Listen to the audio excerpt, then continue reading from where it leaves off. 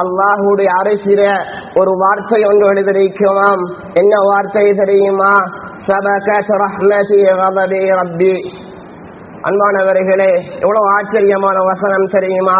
அதுவும் அல்லாஹுடைய அரசில இந்த வார்த்தை எழுதியிருக்குமாம், என்னுடைய கோபத்தை விட என்னுடைய ரஹ்மத், என்னுடைய இரக்கம் முந்தி விட்டது என்று எழுதியிருக்கிறோம். அன்பானவர்களே, பாவம் செய்த அடியார்களே, தக்வாவுடைய வாழ்க்கை இல்லையா?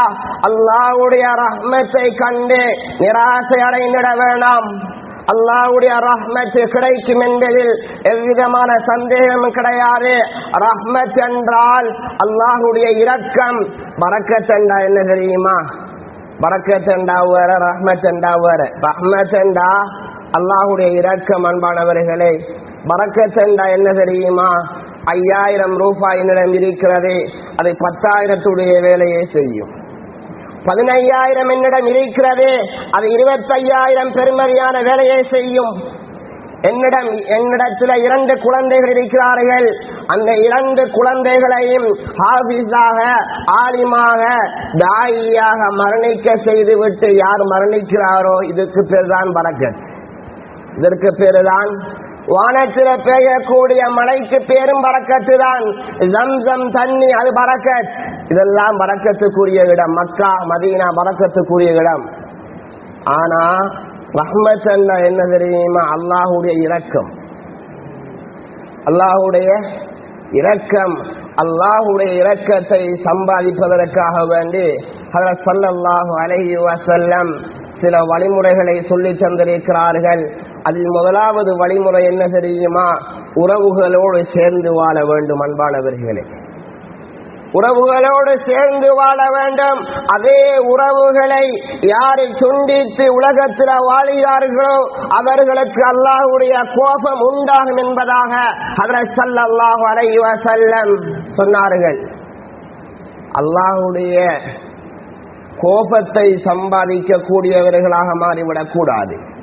அல்லாஹ்வுடைய இரக்கத்தை சம்பாதிக்க கூடியவர்களாக மாற வேண்டும். எப்ப நாங்க குடும்பத்தோட சேர்ந்து நடக்கிறோமோ அப்பொழுது அல்லாஹ்வுடைய ரஹ்மத் வரும். நாங்க சாப்பிடக்கூடிய சாப்பாட்டில் அல்லாஹ் பரக்கத் செய்வான். 3வது விடயம் என்ன தெரியுமா? எங்களுடைய ஆயுளை அல்லாஹ் நீடித்து தருவான். 4வது விடயம் என்ன தெரியுமா? குடும்பங்களை சந்தோஷப்படுத்தி விட்டு சேர்ந்திருந்து விட்டு எப்பொழுது நாங்கள் மரணிக்கிறோமோ அவர்கள் சந்தோஷமாக இருக்கும் காலமெல்லாம் எங்களுடைய கபர்களுக்கு நன்மை வந்து சேர்ந்து கொண்டே இருக்கும். எப்ப குடும்பங்களோடு சேர்ந்து வாழ்றோமோ மலக்குமாருடைய துஆ எப்பொழுதும் இருந்து கொண்டே இருக்கும். முதலாவது விடயம், அல்லாஹ்வுடைய ரஹ்மத் வேண்டுமா? குடும்பங்களோடு சேர்ந்து நடக்க வேண்டும். ஹஜ்ரத் ஸல்லல்லாஹு அலைஹி வஸல்லம் ஒரு சஃபையில இருக்கிறாங்க, மஜ்மாவுல இருக்கிறாங்க.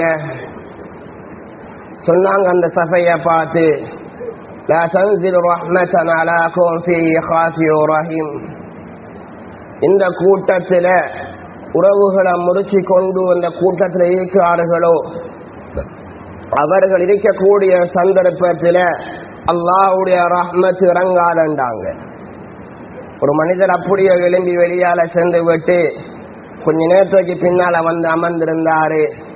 சொன்னார், வந்து யா ரசூலல்லாஹ், நான் என்னுடைய குடும்பத்தில் சின்ன ஒரு முரண்பாடாக இருந்தேன், இப்பொழுது சமாதானம் செய்து வந்து விட்டேன் யா ரசூலல்லாஹ். இப்பொழுது அல்லாஹ்வுடைய ரஹ்மத் இந்த சபைக்கு வருமா, இந்த மஜ்மாவுக்கு வருமா யா ரசூலல்லாஹ்?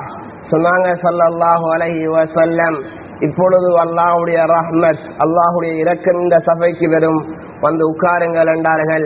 அன்பானவர்களே, எந்த கூட்டத்தில் எந்த குடும்பத்தில் உறவுகளோடு சேர்ந்து நடக்கிறார்களோ அப்பொழுதெல்லாம் அல்லாஹ்வுடைய ரஹ்மத் வரும். இது முதலாவது விடயம். 2வது விடயம் என்ன தெரியுமா? எப்பொழுது குர்ஆன் அதிகமாக ஓதுறோமோ, எப்பொழுது குர்ஆனோடு எங்களுடைய வாழ்க்கை செல்கின்றதோ, குர்ஆன் ஓத தெரியாவா? சொன்னாங்க ஸல்லல்லாஹு அலைஹி வஸல்லம், குர்ஆனை பார்த்து கொண்டிருக்கும் காலமெல்லாம் உனக்கு இபாதத்துடைய நன்மை கிடைக்கும் என்றார்கள் ஸல்லல்லாஹு அலைஹி வஸல்லம். சில விடயங்களை பார்ப்பதை இபாதத் என்றார்கள் ஸல்லல்லாஹு அலைஹி வஸல்லம். பெற்ற தாயுடைய முகத்தை பார்ப்பது இபாதத். இரண்டாவது இபாதத் ஜம்சம் தண்ணியை பார்ப்பது இபாதத். மூணாவது காபத்துல்லாவை பார்ப்பது இபாதத். நாலாவது குர்ஆனை பார்ப்பது இபாதத். ஐந்தாவது ஒரு ஆலிமை பார்ப்பது இபாதத் என்றார்கள்.